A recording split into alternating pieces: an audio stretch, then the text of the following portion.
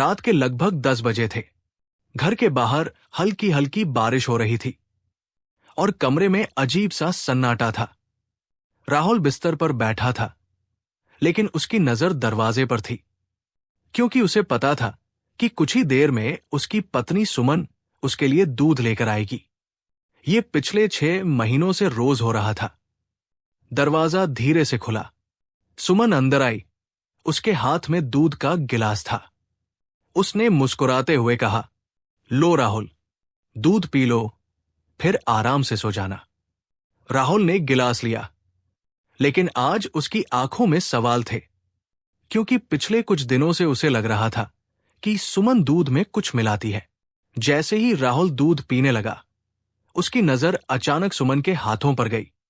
वो हल्का सा कांप रही थी। राहुल ने धीरे से पूछा, सुमन, तुम ठीक तो हो?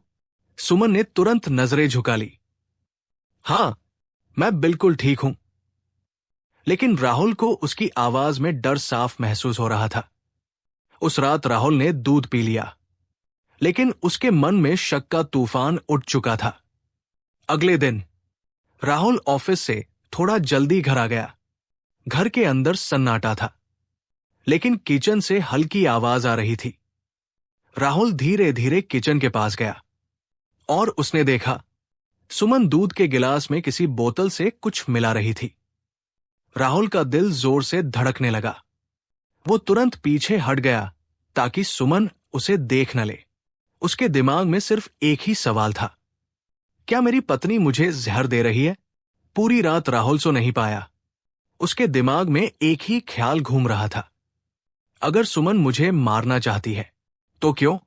तीसरी रात राहुल ने फैसला कर लिया कि आज वो सच जानकर रहेगा। जैसे ही सुमन दूध लेकर कमरे में आई, राहुल ने गिलास हाथ में लिया, लेकिन इस बार उसने दूध नहीं पिया। उसने अचानक सुमन का हाथ पकड़ लिया।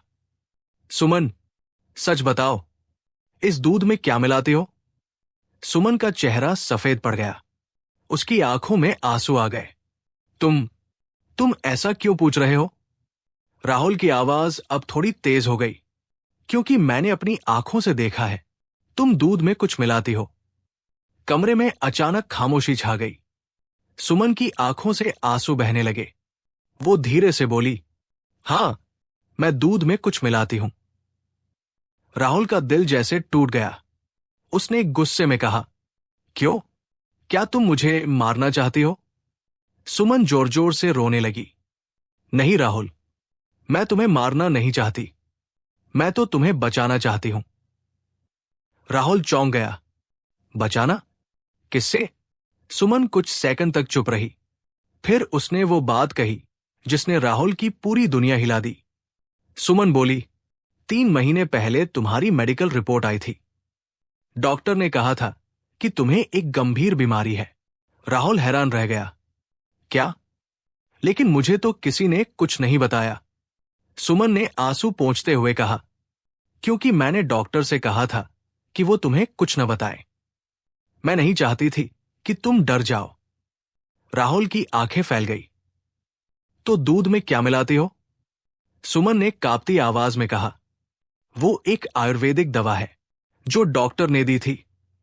तुम्हारी बीमारी धीरे धीरे ठीक हो रही थी, इसलिए मैं रोज चुपके से दूध में मिलाकर तुम्हें देती थी। राहुल की आंखों से आंसू निकल आए। उसे अचानक अपनी सोच पर शर्म आने लगी। लेकिन तभी सुमन ने एक और बात कही, जो सबसे बड़ा ट्विस्ट था। सुमन ने कहा, राहुल, एक और सच है। राहुल ने हैरानी से पूछा, क्या? सुमन ने गहरी सांस ली। डॉक्टर ने कहा है कि मेरे पास सिर्फ 6 महीने का समय है। राहुल के पैरों तले जमीन खिसक गई। क्या? सुमन रोते हुए बोली, मुझे कैंसर है और मैं चाहती थी कि मेरे जाने के बाद भी तुम स्वस्थ रहो, इसलिए मैं रोज तुम्हें वो दवा देती थी। कमरे में सन्नाटा छा गया। राहुल की आंखों से आंसू बहने लगे। वो सुमन के सामने घुटनों पर बैठ गया। सुमन, तुमने मुझे पहले क्यों नहीं बताया? सुमन हल्का सा मुस्कुराई, क्योंकि मैं नहीं चाहती थी कि मेरे आखिरी दिनों में तुम दुखी रहो। राहुल ने उसे जोर से गले लगा लिया। उस रात दोनों बहुत देर तक रोते रहे और राहुल को समझ आ गया कि जिस पत्नी पर वो शक कर रहा था वो असल में उससे सबसे ज्यादा प्यार करती थी। लेकिन कहानी यही खत्म नहीं होती, क्योंकि अगले ही दिन राहुल ने एक फैसला लिया। वो अपनी पत्नी को बचाने के लिए दुनिया के किसी भी कोने में इलाज करवाएगा, चाहे उसे अपनी पूरी जिंदगी क्यों न लगा दे। और दोस्तों, कभी कभी जिंदगी में सबसे बड़ा सच वही होता है जिस पर हम सबसे ज्यादा शक करते हैं, और सबसे बड़ा प्यार वही होता है जो चुपचाप हमारी जिंदगी बचाने की कोशिश करता है।